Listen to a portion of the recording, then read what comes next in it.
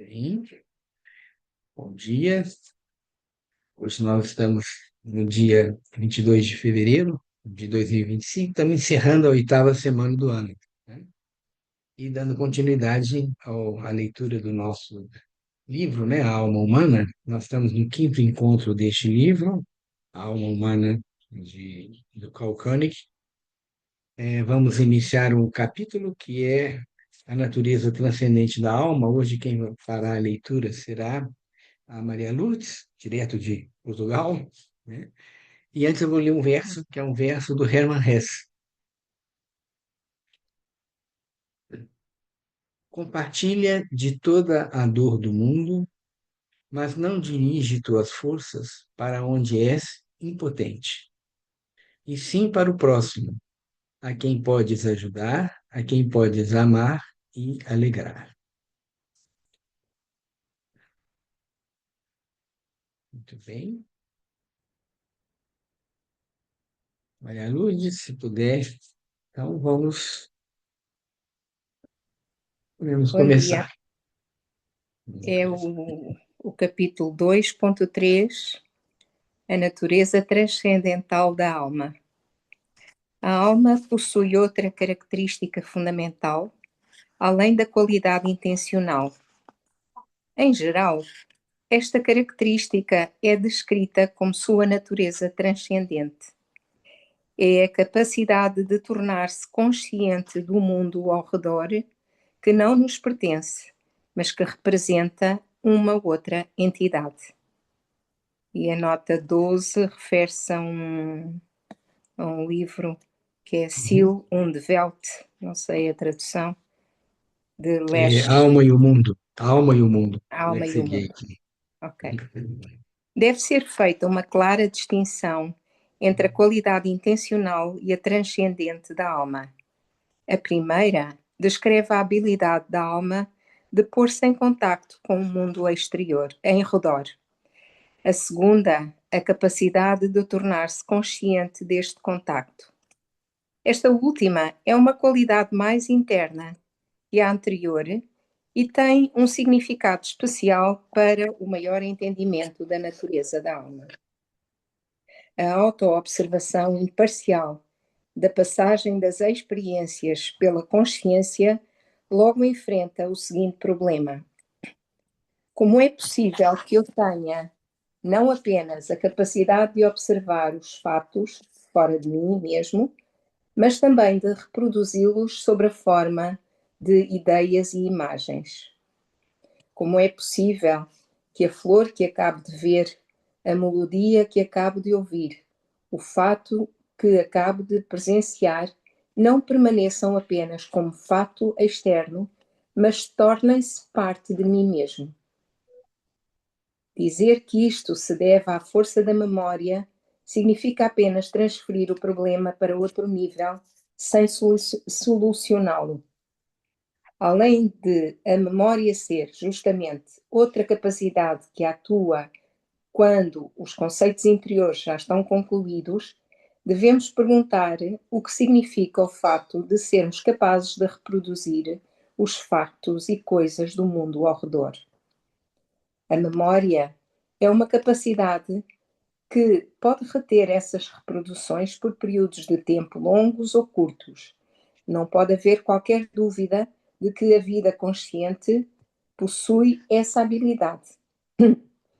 É loucura dos psicólogos modernos se descuidarem deste problema fundamental e recolocá-lo sobre a postulação sem sentido de que os órgãos sensoriais são os locais onde essa reprodução se faz. Se fosse assim, como poderíamos nos tornar conscientes repetidamente de tudo que vemos, ouvimos, tocamos e provamos?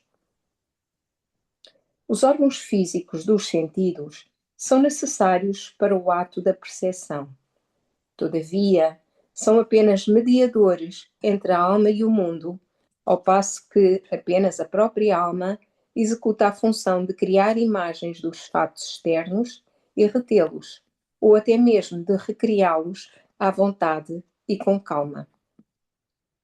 Quando consideramos honestamente esta afirmação, que se baseia na simples experiência cotidiana, devemos perguntar qual o local ou a base da capacidade de reprodução. Em que lugar vivenciamos a flor que acabamos de ver quando fechamos os olhos e tentamos imaginá-la outra vez? Onde ouvimos a melodia que desapareceu pouco antes de sermos capazes de reproduzi-la? Existe um local onde essas ideias e conceitos vivem?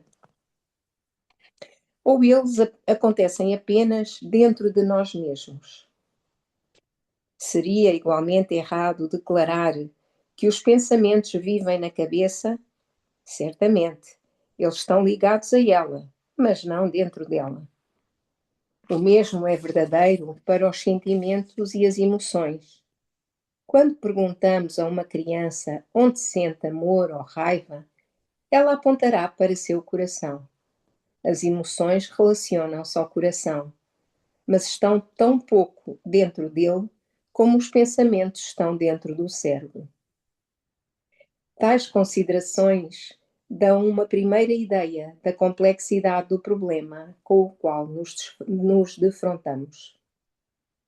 Elas também possibilitam um primeiro entendimento sobre o fato de a alma ser uma realidade além do alcance imediato. Os filósofos que falam sobre a qualidade transcendente da alma simplesmente a descrevem como capaz de apreender as coisas externas e a ela e retê-las, reproduzindo sua aparência. Com aparência, entre aspas, não quer dizer somente sua cor ou forma, mas também seu possível cheiro, som, textura, gosto, mobilidade, etc. Será essa uma atividade fotográfica?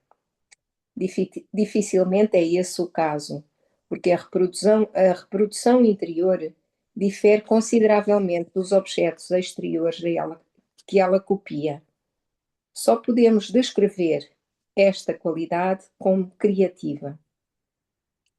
A alma recria continuamente o mundo exterior em imagens, e os órgãos sensoriais fornecem a substância com a qual estas são produzidas. Além disso, os conceitos e as ideias criadas possuem caráter transitório. Assim que aparecem, dissolvem-se novamente e é necessário certo esforço para retê-los, ainda que por um curto espaço de tempo. Aqui nos encontramos novamente com a natureza sempre flutuante da alma. Nunca repousa, nunca termina ou se fixa. Vem e, tão logo seja reconhecida, desaparece novamente. Ir e vir são as qualidades inatas da vida da alma e nosso ser é determinado por elas. Nascimento e morte são, então, ocorrências ampliadas do que acontece constantemente na esfera da alma. A situação da consciência é a de um ser transcendente. Ela tem simultaneamente tanto a habilidade de apreender e recriar seu ambiente, como de estar consciente do mundo circundante e da imagem criada. Esses atos transcendentes dependem dos órgãos físicos dos sentidos, mas não são executados por eles. Os sentidos são simplesmente o instrumento e a substância para a atividade transcendente da alma. Assim como as cores, os pincéis e as telas são necessários para o artista fazer as imagens surgirem.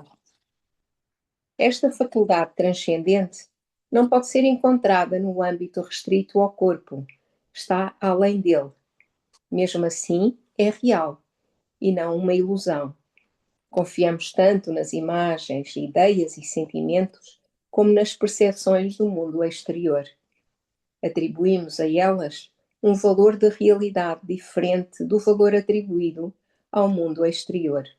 Quando o chamamos de permanente, consideramos a vida da consciência habitual como transitória. Entretanto, a transitoriedade da alma nos possibilita perceber e nos tornarmos conscientes da existência permanente do mundo exterior. Se o mundo fosse transcendente como a alma, pareceria ser tão transitório como os processos da consciência. A natureza transitória e transcendente da alma faz dela a chave do universo. Ela tem a possibilidade de imaginar, reproduzir, recriar todas as coisas que existem no mundo, das estrelas no céu às pedras na terra, do grito de um animal à sutil melodia de uma harpa. Tudo se espelha e pode ser conhecido no reino da alma. Bem, obrigado. Olha, Lourdes, um texto bastante interessante e denso, né? Nós tínhamos falado primeiro da qualidade intencional da alma, agora ele está nos chamando a atenção para a qualidade transcendente, né? O que que ficou para vocês? Existe alguma pergunta, alguma dúvida, alguma parte não compreendida, né, no texto?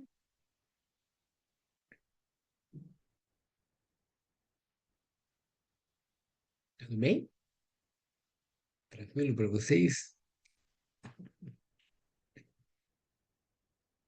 Então, importante a gente juntar as duas coisas, né? Como ele fala aqui.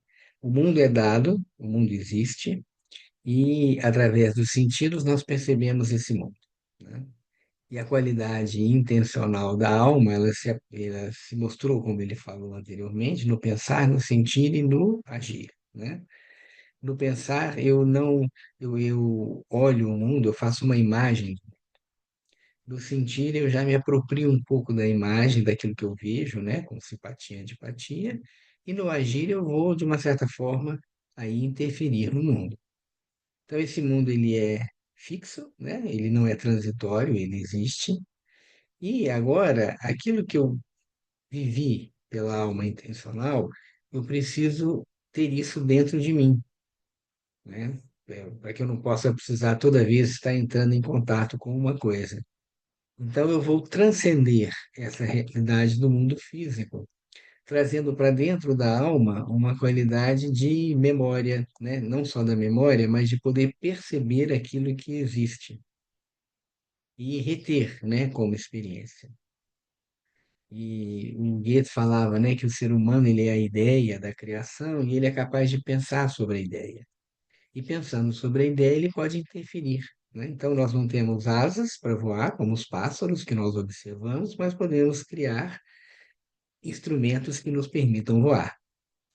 Justamente por causa dessa associação entre a alma, essa qualidade intencional de olhar o mundo, mas a qualidade transcendente de guardar dentro de si, né, todas essas experiências. E ela é transitória, porque ela tem um movimento, né? Um movimento de expansão, de contração.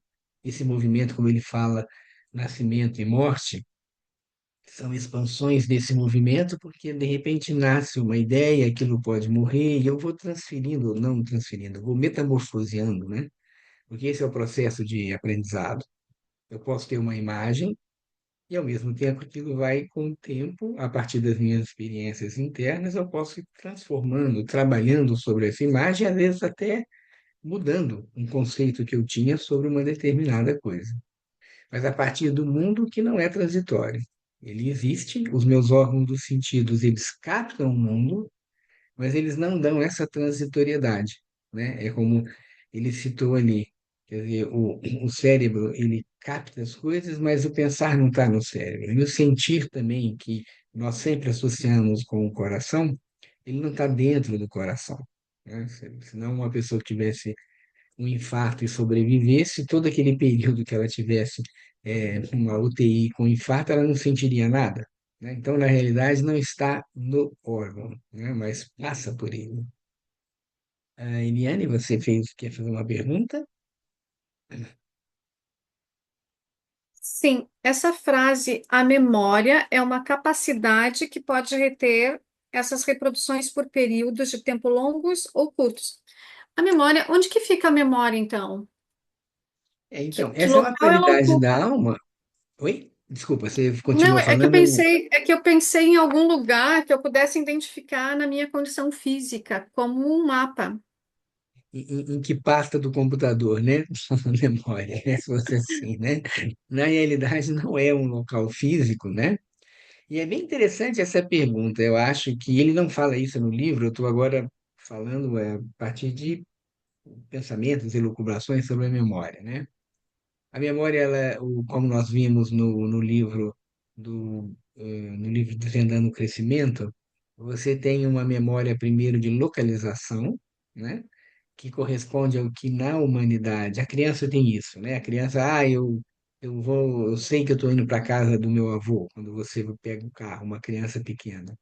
Isso corresponde ao que na humanidade no início da humanidade, a humanidade usava de totens, né? De marcas. Então, quando ele chegasse naquele local e visse aquela marca, ele se lembrava, né, de que ali acontecia alguma coisa. Depois, você vai tendo essa memória de repetição. Todo mundo sabe que contar um conto de fada para criança, muitas vezes a criança pede para você repetir o conto de fada várias vezes. Não que ela não saiba. Até se você contar e errar, ela vai te falar, você errou. Mas ela precisa dessa repetição e que na humanidade também você vê nos Vedas, né, que são repetições, versos repetitivos, né, que são essa construção da memória, e posteriormente nós temos essa memória mais cognitiva, em que eu realmente trago na memória coisas que não estão mais presentes, conscientemente, né? Isso faz parte da alma, é uma qualidade da alma. Eu só posso ter memória se eu vejo. Então, os órgãos dos sentidos me permitem ver as coisas. Também eu não preciso necessariamente ver, né? Muito interessante quando algumas pessoas que sentem uma dor, né? Vinculada a uma doença mais séria, e mais tarde, quando ela sente uma dor semelhante, a memória traz imediatamente, nossa, vai acontecer aquilo de novo? Pode não acontecer, mas é uma percepção. Existe uma questão, quer dizer, ele fala de memórias por tempo mais curto ou menos curto, mas eu tenho uma pergunta: será que nós realmente perdemos a memória? Ou nós hierarquizamos a memória? Seria muito complexo você ter tudo na cabeça, também vivendo no dia a dia. Mas as experiências de quase morte, né? Tem livros, inclusive, sobre isso. E a própria definição, né, que você encontra em livros esotéricos, de que no momento da morte você lembra a sua vida toda, né, sem nenhuma falha de memória, significa que a memória está conosco, né? Tanto que na hora da morte, tanto que nós dizemos que a hora da morte é a hora de maior consciência do ser humano, porque tudo que ele viveu está ali. Então, não entendo que exista uma qualidade, um espaço físico para a memória, mas ela está vinculada a essa junção do corpo etérico também, porque a memória ela está acessada no nosso corpo etérico. Isso é tão verdade que, à medida que nós vamos envelhecendo, você, quando vê uma pessoa idosa, qual é a primeira coisa que ela sente falta? Ela começa a esquecer os fatos, porque o etérico não está suficiente. Mas esquece, como nós falamos, está lá em algum local que no momento da morte você acessa tudo isso.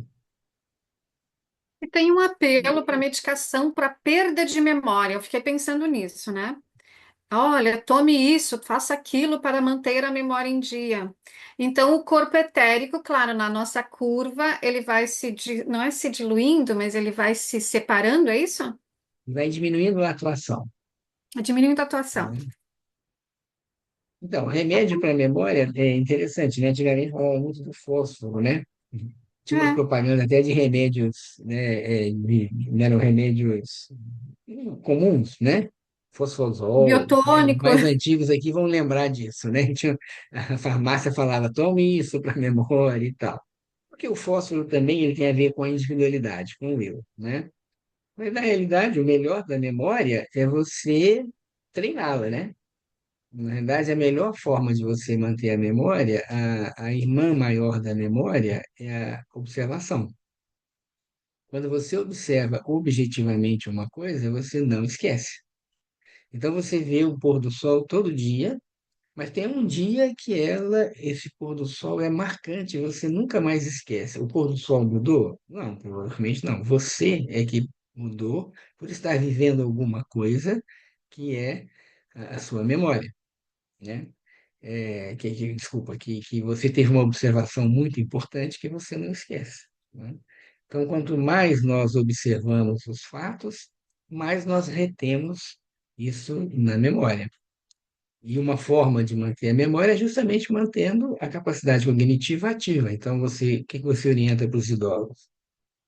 Aprender uma língua diferente, não com o objetivo de falar a língua especificamente, mas de ter o contato, jogos como, por exemplo, palavras cruzadas, ou processos de observação.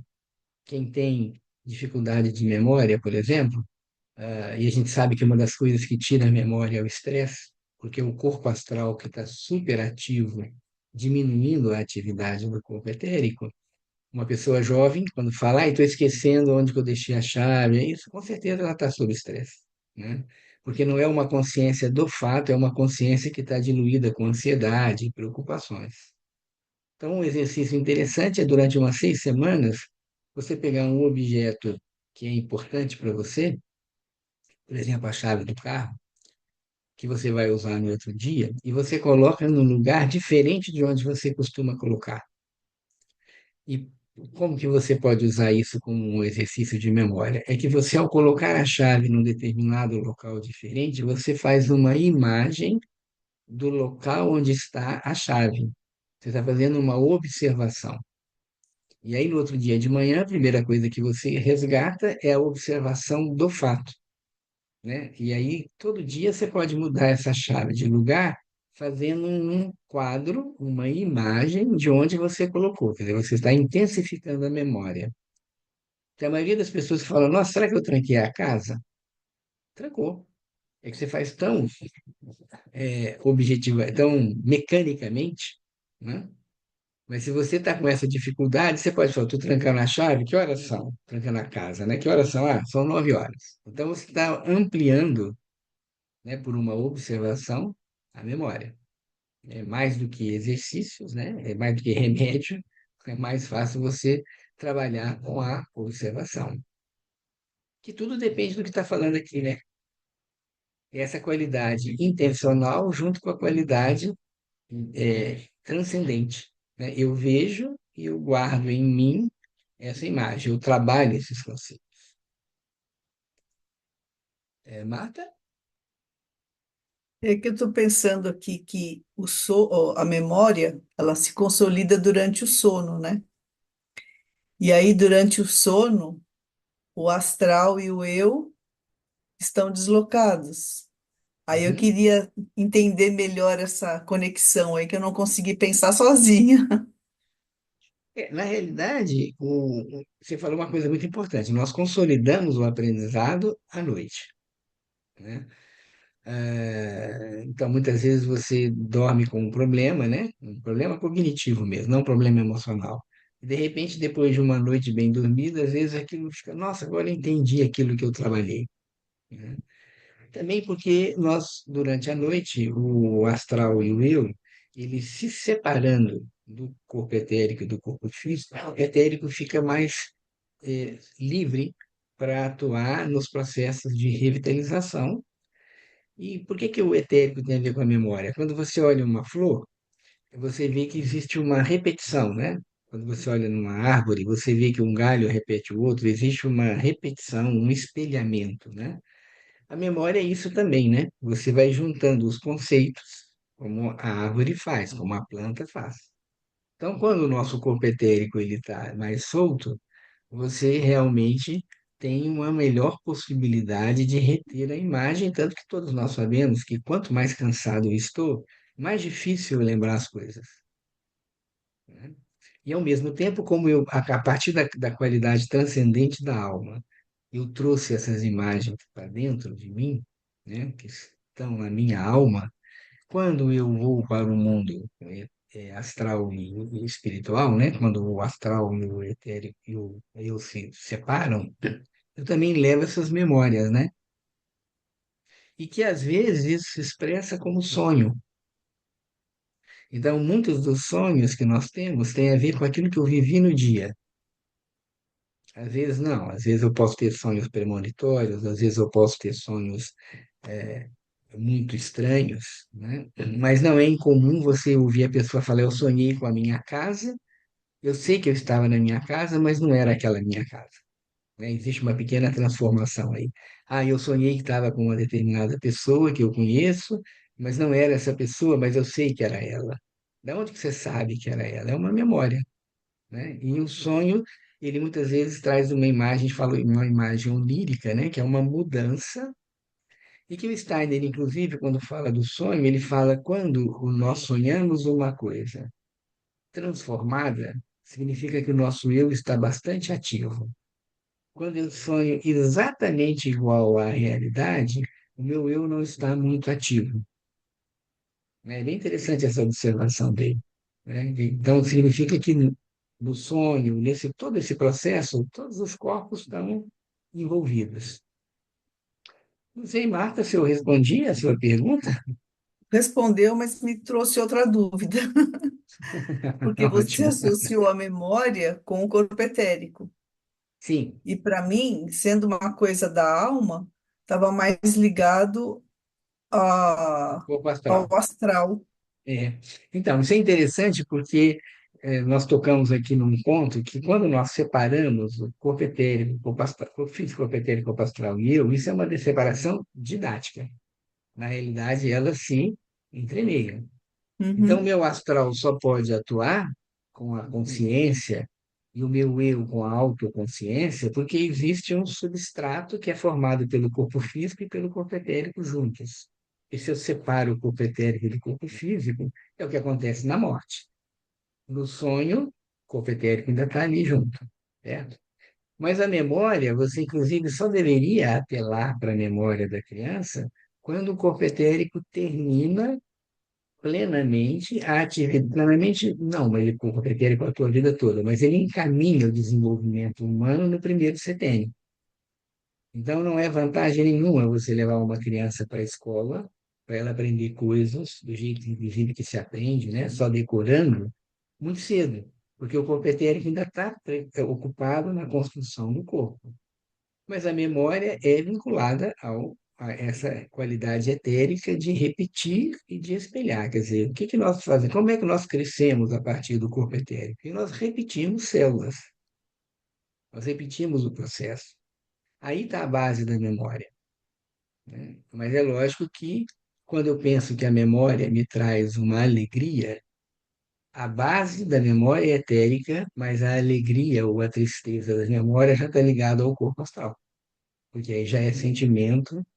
E aí o meu eu avalia esse sentimento. Então, você entende assim que o meu eu faz não um julgar, um ajuizar sobre o sentimento.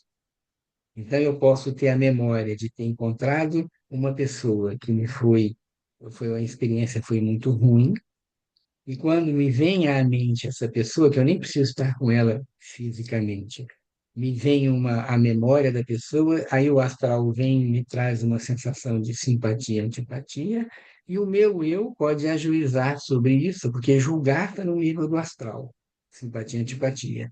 E o meu eu pode falar: bom, mas não tem sentido essa antipatia, porque essa pessoa, se eu amplio a visão, essa pessoa fez alguma coisa que me foi antipática, mas ela estava certa. Então você vê como tudo isso está em conjunto. E toda a base está nessa qualidade também, essa qualidade intencional e transcendente da alma. obrigada. Mas são coisas que a gente tem que trabalhar bastante, né? Não é só uma única vez. A gente tem que ir trabalhando com esses princípios. Surgiu mais alguma dúvida, Marta, da Não. parte que mas as dúvidas são ótimas, né? Porque elas é que nos permitem. Interessante isso também. Nós temos, a partir de toda essa nossa qualidade de pensamento, nós fazemos representações mentais. E pensar não é uma representação mental. O pensar é mobilizar as representações mentais. Então, quando nós aprendemos, é natural que nós aprendamos em caixinhas. O corpo físico é uma coisa, o corpo etérico é outro, o corpo astral é outro, o corpo e o eu é outro. Isso são as nossas representações mentais. Agora, a gente tem que aprender a trabalhar com elas, e aí sim nós estamos pensando, né? Mara? Ah, é, Mara, tudo bem? tudo bem, bom dia. Ronaldo, você falou dos sonhos, das representações mentais. Então, por exemplo, assim, quando a gente sonha e tem uma pessoa nesse sonho que você conhece, mas você não tem grandes relações com essa pessoa e essa pessoa aparece num momento assim bem de uma forma bem assim pontual no seu sonho. É o que a gente é a imagem que a gente faz dessa pessoa que está ali trazendo, por isso essa pessoa, não que tenha nada a ver com a pessoa, mas sim com a imagem que a gente faz dela. Eu poderia pensar dessa forma? Eu acho assim, na realidade, quando nós vamos para o mundo espiritual, nós todos nos encontramos, né? Todas as pessoas que têm essa relação, uma relação, nós nos encontramos também, assim como encontramos com pessoas recém-falecidas, né? E às vezes, nossa, essa pessoa apareceu para mim. Às vezes, isso vem como uma indicação, né? É do mundo espiritual. Você recebe uma resposta para uma pergunta ou recebe um aviso, e às vezes isso não tem. A pessoa levanta com a ideia assim: nossa, eu não sei por que eu sonhei com isso e com essa pessoa, porque eu nem vejo essa pessoa, eu nem tenho contato com ela.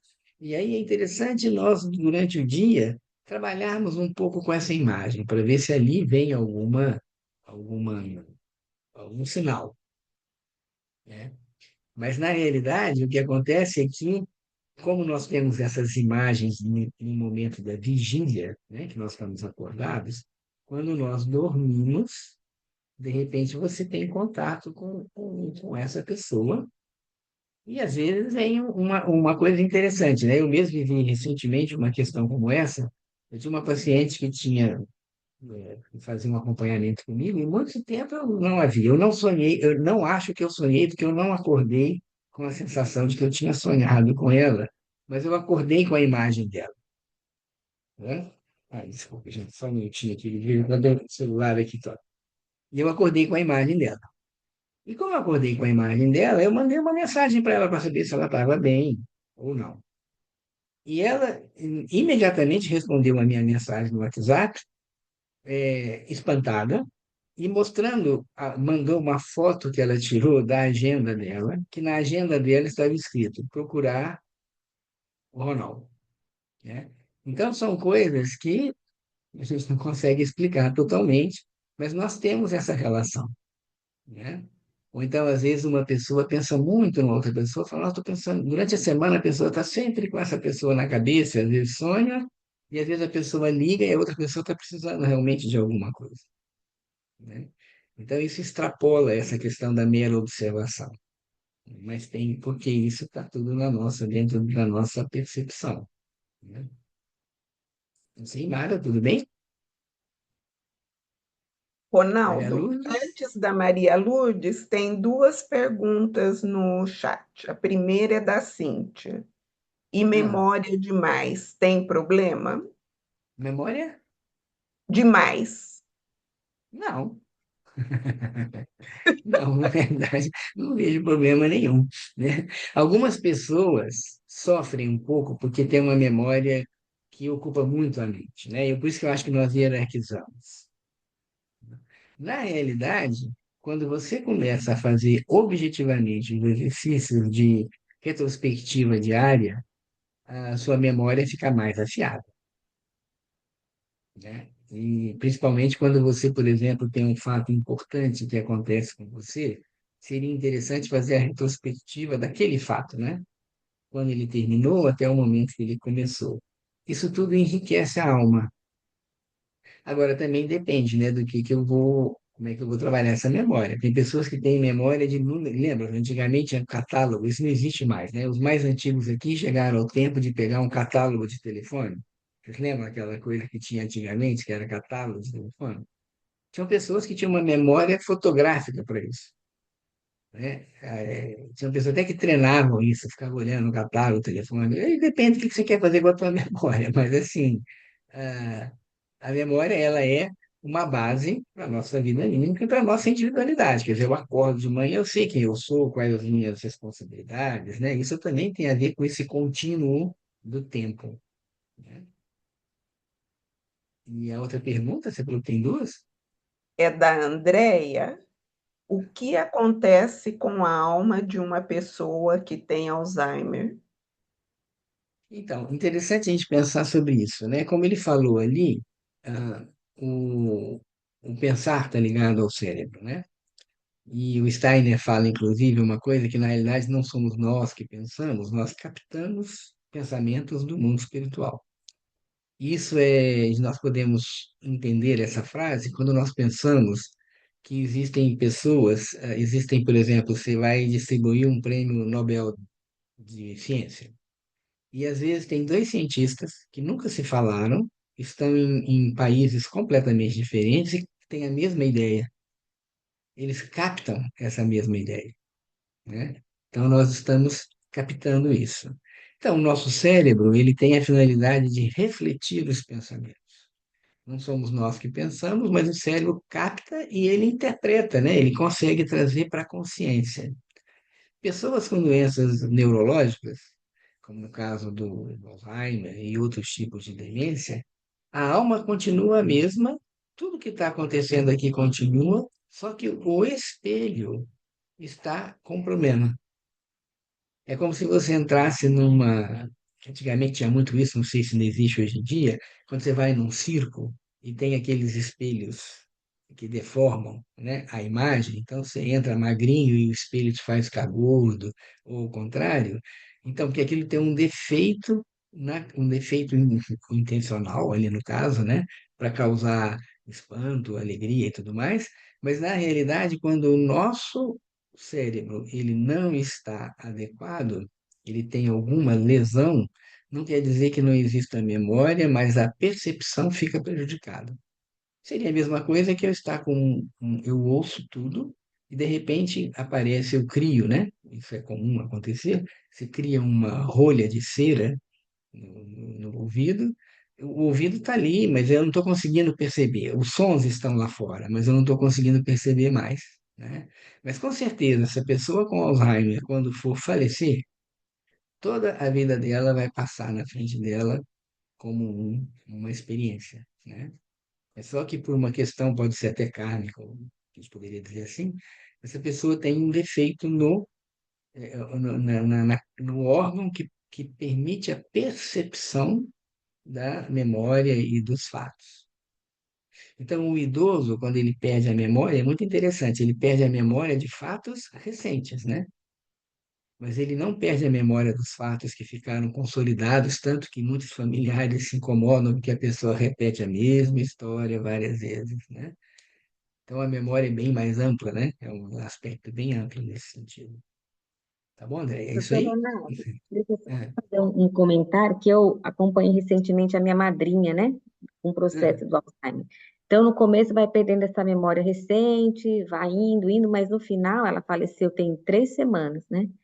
E no final, assim, no último ano principalmente, é como se ela não estivesse aqui mais. Sim. Aquele rosto murcho, assim, ela já não conversava, ela já não conseguia comer porque ela tinha questões para deglutir.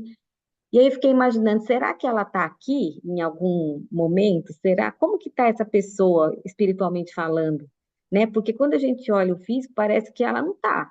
Parece que o corpo está aqui, mas ela já foi, né? Uhum. Então, nesse último ano, especialmente, eu fiquei com essa pergunta na minha cabeça: onde está essa alma ou esse espiritual, sabe? Então, aí é interessante nós pensarmos, não sei se você conhece a Elizabeth Kubler-Ross, que era, né, aliás, a Patrícia está aí, cadê a Patrícia que trabalhou com a biografia, né, na Elizabeth, né? Então, o que que acontece? A Elizabeth, ela tem uma história dela, ela trabalhou, ela é chamada como Dama da Morte, né? Porque ela se preocupou com a questão da morte, ela que escreve aqueles 5 passos da morte e tal. E ela teve uma história que ela conta num livro autobiográfico, que ela um dia ela vê a mãe pergunta para ela era da Suíça, morava nos Estados Unidos, ela foi visitar a mãe fala, ah, e se eu morrer, não sei o quê, e ela ficou brava com a mãe e tal, e de repente a mãe teve se não me engano, um AVC, né, Patrícia? Eu não lembro o que que é, ela teve uma doença que ela e a própria Kübler-Ross, que trabalhava com isso, se irrita, fica contra Deus, não sei o quê. Depois, e essa mãe, que era uma mulher muito ativa, ainda viveu mais alguns anos, uns 4 anos, se eu não me lembro agora exatamente. E depois ela vai perceber que essa pessoa precisava viver isto, porque nenhum ser humano que vive deixa de aprender, né? E não só aprender. Olha só toda a teia de relacionamentos criados em torno dessa pessoa, né, da sua, ela é a sua, desculpa, a sua Minha madrinha, ela era minha a madrinha. madrinha. É. Então, olha toda a teia de pessoas que estão envolvidas nisso, trabalhando, ajudando. Então, um ser humano, ele está sempre dentro de ele tem um fio kármico que se junta numa teia kármica. Quer dizer, tudo que nós fazemos, mesmo uma pessoa que esteja, do ponto de vista de uma pessoa jovem, assim, sem nenhum significado para a vida, mas tem um grande significado para a vida. E a Uhum. pessoa, enquanto ela está viva, se não teve nenhuma interferência de outro ser humano, ela continua aprendendo, né? E nós levamos todas essas experiências para o mundo espiritual. Então, tudo aquilo que ela vivenciou, que ela teoricamente não está presente, mas ela está vivenciando isso, no momento da morte, isso também é resgatado, né? As experiências que ela teve, as pessoas que cuidaram, as pessoas que não cuidaram. Então, tudo isso faz parte. Então, o eu e o corpo astral estão presentes, mas essa ligação vai se afrouxando, mas ela está presente ali, né? Até o Uhum. momento da morte, né? Então, uma experiência que nós falávamos antigamente, né? Era a morte morrida, né? Que é aquela pessoa que vai vivendo, vivendo, vivendo, vivendo, um dia deixa de viver, né? É exatamente esse processo, né? E os processos, é bem interessante associar essa imagem. Quando nós nascemos, nós temos o nosso metabolismo, ele é constituído por um anabolismo, que é construção, e o catabolismo, que é destruição. No início da vida, nós temos muitos processos anabólicos, porque nós estamos construindo o corpo, estamos crescendo, e à medida que vamos envelhecendo, o catabolismo vai vencendo. Mas o Steiner fala, né, os professores sabem muito bem disso, que nós pensamos com a metamorfose das forças de crescimento. Então, nós, quanto mais consciência nós temos, menos vitalidade nós temos. E aí, à medida que nós vamos envelhecendo, muitas pessoas falam: Nossa, eu queria ter a vitalidade dos 18, mas você não teria a consciência que você tem aos 60, justamente porque é uma troca, né? É uma metamorfose. Então, a consciência ela vai crescendo, crescendo, crescendo, crescendo, e a vitalidade vai diminuindo. E no caso de doença, esse processo, dependendo da doença, esse processo fica mais agressivo, né? Uhum. E chega ao ponto de realmente levar a uma morte que não podemos dizer que é prematura, ela é do tempo que a pessoa precisa viver, né? Uhum. E foi isso que a Elizabeth Kubler-Ross percebeu, né? Era o Uhum. tempo que a minha mãe precisava. O que que ela aprendeu? Isso escapa plenamente da nossa capacidade cognitiva, mas tem a Uhum. ver com a necessidade espiritual desse ser. Que seria a mesma pergunta: por que que tem pessoas que nascem e morrem uma semana depois, né? Era uma Uhum. necessidade dessa individualidade. E que também está nessa teia kármica, porque toda a ciência, toda a medicina se preocupa como que nós podemos evitar isso acontecer lá, o Uhum. impacto que isso tem nos pais. Então, essa noção dessa teia kármica, ela é bastante interessante também, né, Uhum. nesse sentido. Uhum. Espero que tenha Obrigada, sido para viu? a família um aprendizado também, né? Nessa. Foi, eu acho que sim, para todo mundo que estava em volta, né? Está sendo, na verdade, né? Porque eu acho que a hora que a pessoa faz a passagem também, todo mundo começa, que você sai dos cuidados, né? Daquela coisa, eu acho que algumas coisas começam a assentar também para quem ficou, né? Vivenciar esse Com certeza. luto e tudo isso. Então, eu acho que está sendo ainda um processo, na verdade. Uhum. É, com certeza. E que vai ficar na memória de todos, né? De novo, a Sim, imagem na memória, né? Vai estar na é, memória de é todos aí, né? verdade. Tá bom. Obrigada, Obrigado viu? por compartilhar aí essa experiência, né? É, Maria Lourdes? Agora uma brincadeirinha antes da minha pergunta. Ahm, então, um dos segredos da longevidade é aprendermos devagar, É. é para durarmos mais tempo. Estou a brincar. Uma dúvida Sim. que eu tenho é, ele diz aqui que o mundo não é transitório, mas isto é uma metáfora, porque o mundo todos os dias também está a mudar, Sim, sim. não é? Mas como realidade física, ela não é, ela é, quando você olha objetivamente o mundo do ponto de vista material, né? Se você olha as montanhas, se você vê isso, existe um crescimento de justaposição, né? Diferente do crescimento dos seres orgânicos que é de dentro para fora. Uma montanha ou uma estrutura geográfica, né? Ela muda no tempo. Não é como nós que vamos rapidamente mudando, né? Então, o mundo ele não é transitório. O ser humano, de uma certa forma, ele dentro da Terra ele é transitório, né? Ele vive um tempo muito curto. Se você olhar a cosmogênese e todo o aspecto, mesmo que eu viva 100 anos, para nós 100 anos é muita coisa, mas na evolução do mundo, os 100 anos é muito pouco, né? Então, isso é uma transitoriedade dentro do período da biografia de Urda, né? Mas o ser humano está sempre voltando, né, dentro dessa visão esotérica para a Terra, então ele tem uma permanência como eu espiritual, né? Mas aqui na Terra, todas essas experiências que são faladas aqui da alma, elas são transitórias, porque elas têm esse período, né? E o mundo, sim, ele vai mudando, mas ele é uma estrutura permanente.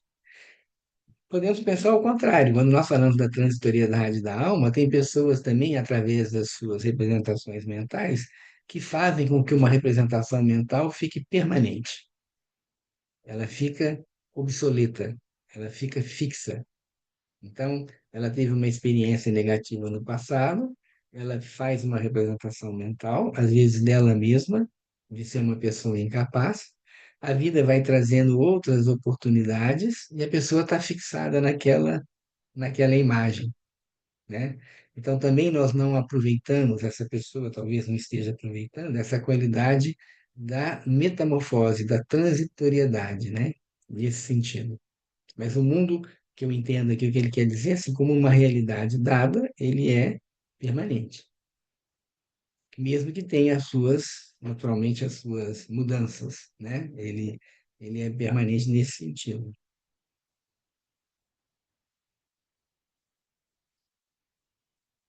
Mais alguma pergunta? Não sei se a Patrícia quer fazer alguma observação. Eu usei seu nome aqui e falei da Elizabeth Kubler-Ross. Quer falar alguma coisa? Trazer alguma experiência, talvez, que você queira para as pessoas, assim? Não quer usar sua memória para falar dela. Tá joia. Ok. Mas fica claro, gente, essa imagem é bem interessante. Você vai construindo muitas coisas, né? Ele vai falando especificamente aqui, mas é importante nós termos esses dois aspectos. Ele vai aprofundar isso mais para frente, né?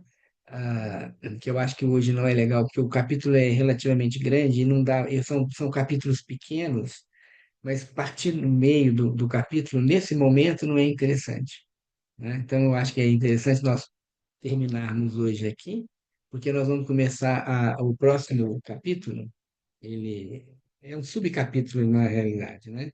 Ele vai falar de desejo e discriminação, né? E depois ele faz uma sinopse. E nesse desejo e discriminação, eu já vou adiantar para vocês, só para vocês irem pensando, onde ele fala que esse caráter intencional da alma, que é de é, pensar sobre o mundo, atuar no mundo, ele tem um arquétipo mais masculino. Não é a questão a gente pode dizer, reducionista do gênero, não tem nada a ver com gênero, é um arquétipo. E o arquétipo transcendente da alma é um arquétipo feminino, né, que é esse de entrar mais internamente. Então, ele vai trabalhar isso no próximo capítulo, né? Mas por isso que é importante a gente ler ele inteiro, para não ficar um partido, mas fica esse conceito para vocês poderem trabalhar sobre ele, né? Tudo bem? Nós tivemos aqui, estamos com 20 pessoas, tem 19 pessoas, mas tem um casal aqui, nós estamos com 20 pessoas na sala, né? Então, um grupo bom para a gente poder discutir essas questões, né? E depois eu vi algumas pessoas que foram entrando aí, depois eu vi a Fabiola aí, que chegou depois, né? Tudo bem? Ok. Então, nós combinamos que nós vamos no sábado de carnaval, nós vamos estar atuando também, né? Eu acho que depois, aqui na outra semana, né, Cristina, que nós não vamos ter o dia 8, é isso?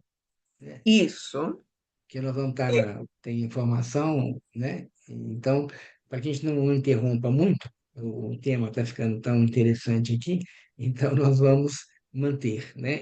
O carnaval, depois, no dia 8, não teremos. Já fica, né? Depois, se você puder até, Cristina, escrever no grupo, né? Que ok. nós vamos ter essa qualidade, né? Esse movimento de calendário dessa forma, Sim, sim. certo? Ronaldo, ainda dava para ler aquele poema do Hermann Hesse, como sabes. Leio, fecho novamente com um poema do Hermann Hesse. Obrigada. Nada. Compartilha de toda a dor do mundo, mas não dirige tuas forças para onde és impotente, e sim para o próximo, a quem podes ajudar, a quem podes amar e alegrar. Eu vou fotografar e colocar no grupo, tá? Esse poema, né? Tá bem? Tudo bem? Desejo para vocês aí um bom fim de semana, uma boa semana e até o próximo sábado, se Deus quiser. Certo? Obrigada. Bom Um dia. abraço. Eu vou, Obrigada. vou Obrigada. interromper aqui Beijo. a gravação, né? Obrigada, Tchau, professor. gente. Para Boa semana. todos. Um abraço.